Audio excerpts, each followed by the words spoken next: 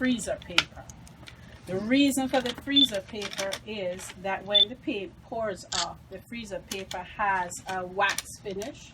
So I can peel the skins off of the wax finish and do other things with them, create other pieces with them. You can do everything from a magnet to a key ring, different things. And it's pre-treated. The products that I use are, most important, Floetrol. You buy this at any hardware store. Lowe's, Home Depot, everywhere. Not at the arts and crafts? You can, but I like it because it's cheaper and it's in larger quantities than in the art store. It's reasonably priced and it works well. It doesn't smell as bad. Is that the question? Is that the same as like that like the pouring stuff from like Liquitex? How they brand something similar? Same thing. Yes. But because I am working in high volumes, Yes. this suits me better. Okay. Right. I use sometimes tube paint, depends on the colors that I'm going to be using, or I'll use these, the Deco Art paints.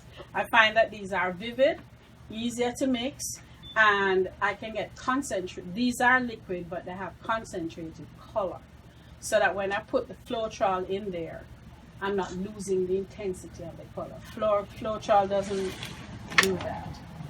Other product that we use in this is silicone. You can buy this in any hardware store. Okay, it's a 3-in-1 silicone. This is used when you want larger cells. If I want small, very popular cells, I will use this product. It's coconut oil. People buy it to use in their hair. You use less of this, but this is when you want a piece that has a lot of cells, like those 4 white pieces.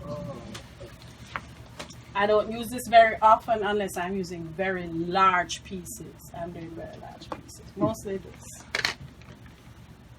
How it's mixed. Of course, we're using lots of plastic, and it's not recyclable unless you are intending to wash them out after every pour. So I'll mix a combination, one combination for you. But what I have here mixed is larger amounts, because this is how I would use my mix normally. So I'll show you how to mix this. So it's 1 part paint. Yeah, to 2 parts Floetrol. So you just eyeball it. I eyeball it, but you can measure. Some people have measuring cups. I can eyeball because I'm doing it all the time. You're seeing it, right? I'm close. Okay. Okay. I use these because I can always keep them, dry them out. They're easy to use. And you'll notice that after I've done it, the paint hasn't lost its intensity. It holds it in color intensity. But I want the paint to flow. Right now our paint is too thick. It's flowing, but it's not flowing enough. So I use distilled water. If you use regular pipe water, it has minerals and it causes the paint to behave differently. So I use a few drops of distilled water in the paint. And so I have the paint of a good consistency. You see how it's flowing now? If I were to go on YouTube, would I find the same thing, or because of your experience, you've added different things to it? Well, I started out doing it very simply because this is not a new technique. This is a very old technique that people used to use. But I used to use Ponal glue and cooking oil as a resist. But now, you know, things have been So you add your own piece. Yeah. I experiment. This is just this is raw experimentation. So I put in a couple of drops of the silicone and I'm ready to go with this. Does the silicone help it dry faster, or just... No, it creates cells. Big cells. Cells are the small Like Bubbles. plant, and it's bubbles, bubbles, yeah. right? That appear. Okay. In this case, we're using 4 colors. And I have pre-made most of it. So I will just, if you bear with me, I'll just put it together. I never use, a lot of people do, this in my whites. Because white is a base and it's a moving base. So it is what I use to move the paint around on the canvas. So I don't use this in the white, but I'm going to use it in the black.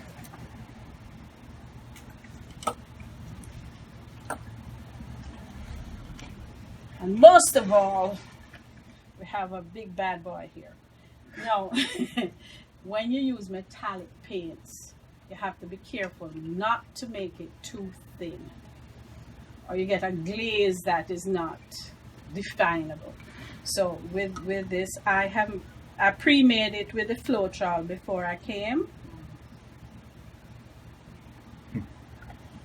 And I am going to thin it just a little bit with some water, not a lot.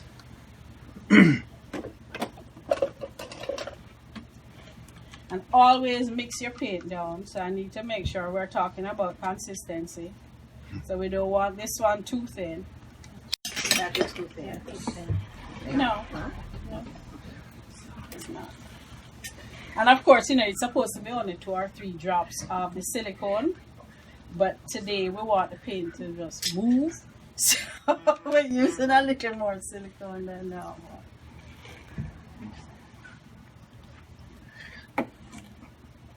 Use each one of these for a different color. You can always dry them off and use it in another pour,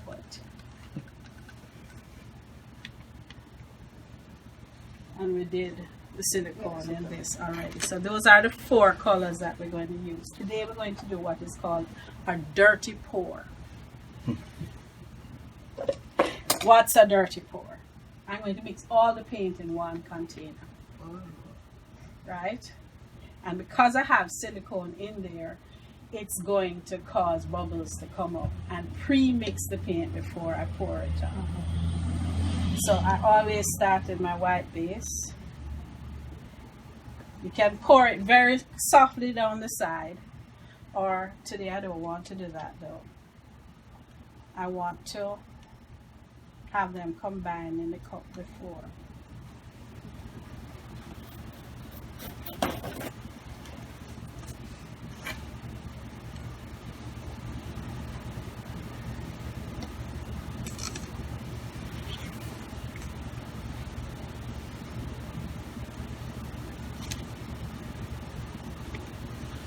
And in doing this, as the paint is going in, it's going to start to mix.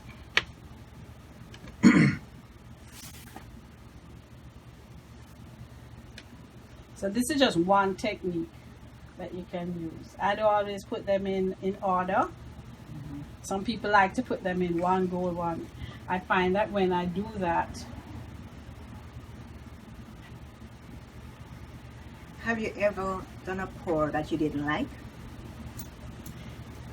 there's no liking in a pour. The reason why I say that, because I can't see anything going really wrong with it. Yes, look you good. you can have things going wrong with it.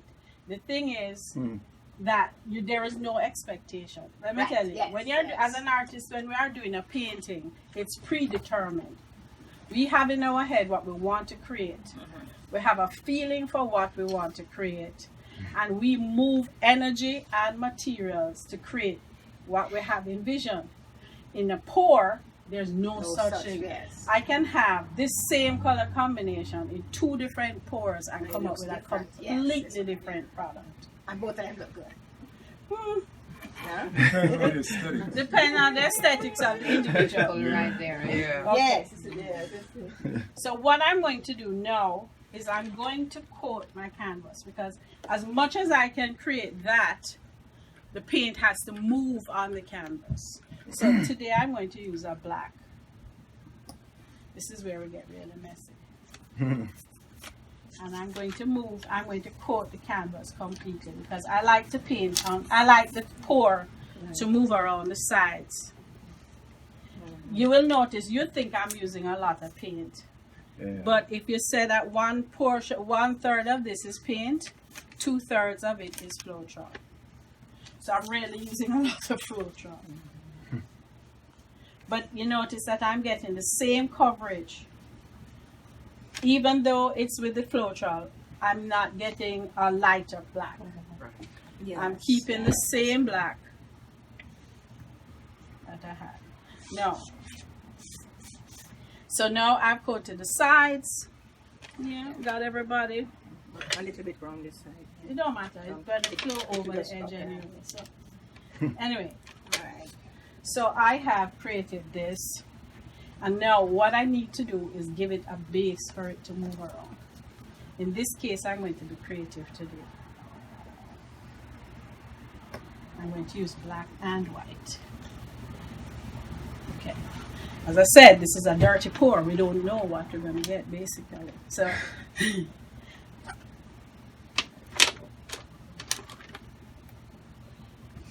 and we let it all flow and mix in that. And you can see if you come closer, you'll see where the colors are beginning to come out, yeah. melt in there. You see the red is already starting to come out.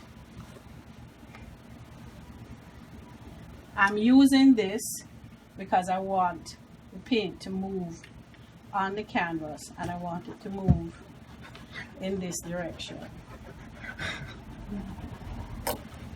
Yeah? And so I'm going to use that. So I want to choose some white. And I'm going to use white because what happens with it is that as it moves in different directions, I want it to have a different effect. So it's just, I'm just experimenting just like anybody would as I do a pour. But I'm also creating a pattern. True? As an artist, I'm also creating a pattern. Now here comes a really. Now, I like to move.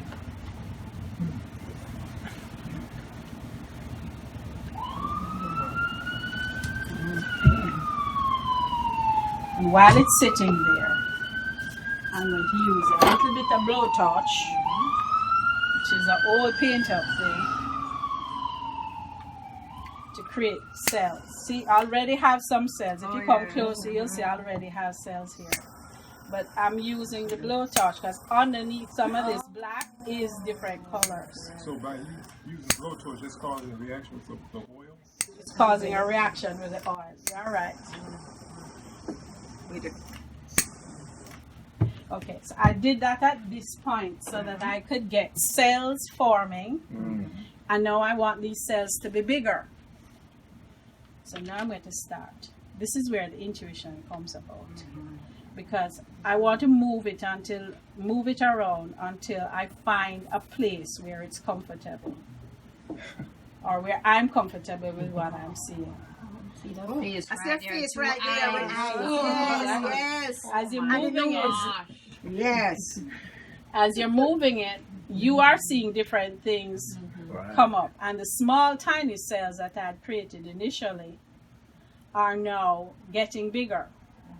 So it's coming up with a different thing. And my pinks are blending, and my reds are blending with my whites. So you get in. Beautiful. Oh, I have to get my camera. So I'm moving here with intuition. And the way I look at it is I'm moving energy. I'm using energy and thought to create an image. Now, all these are beautiful.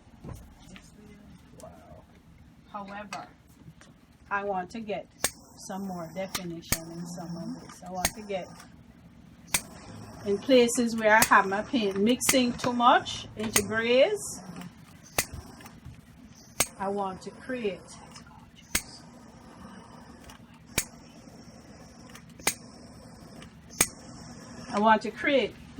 some more cells. So what I'm doing here is creating cells, is helping the cells not just to come out, What to expand. but to expand. What's the drying time frame for that? 48 hours. No, That 48. is it. That is the shit. Excuse the language. That is. It's a lot of drying time because I'm Wow. using a lot of paint. Wow. A lot of movement. oil takes time to dry. Yeah. The oil takes time to dry. Right. Okay. Now I have a piece that I'm comfortable with, but the piece is still not covering in a lot of areas. I could use paint, Hmm. which I often do, and I may go in because I have whites there and I don't have any blended whites here, and I will put Creativity. an additional amount of whites, and I think I like the red in it. Can you move stuff with the stick as well? Yeah, I'm going to do that too. So, no, I don't use a stick though. I use I use a lot of different tools, and I will use this and move this in. I want to create a pattern in here, which allows you to blend it.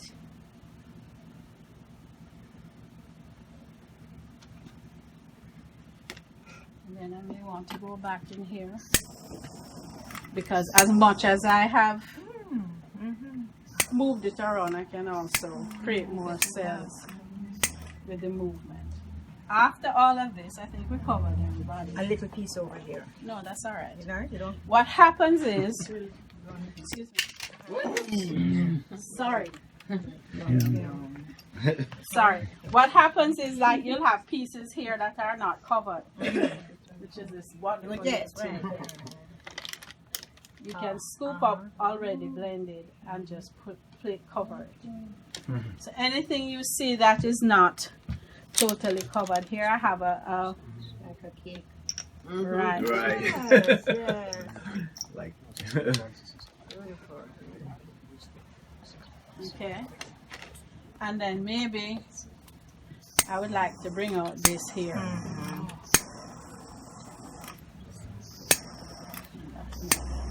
So I've gotten everything. I'm okay with this.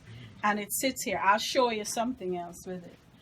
The reason that I use this paper now is underneath here are skins. And when all of this paint runs off the side, or some of it does, I will have skins like that that you can put on the bottom of a glass bead, Oh. or okay. into a key ring.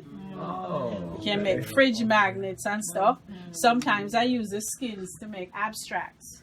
So I can use the skins when they dry, peel it off, and I can put them on I can put them on a painting, I can use them in a regular painting, and different things. What type of canvas do you use? Does it matter? Yes, it's a pre-prepared. It has to have gesso. I use them pre-prepared. But if I'm doing my regular paintings, I would gesso those myself because I want texture and those things. These actually need a really smooth canvas to be able to run. If I use a textured canvas, it will be different. Yeah. But this is using a smooth canvas, so I can get run. It takes 48 hours to dry. Yeah. And when you are finished, you can leave it like this. I often put on resin finish, or they're a polymer finish, which is self-leveling and gives it a shine. That's a spray one. The spray. No spray.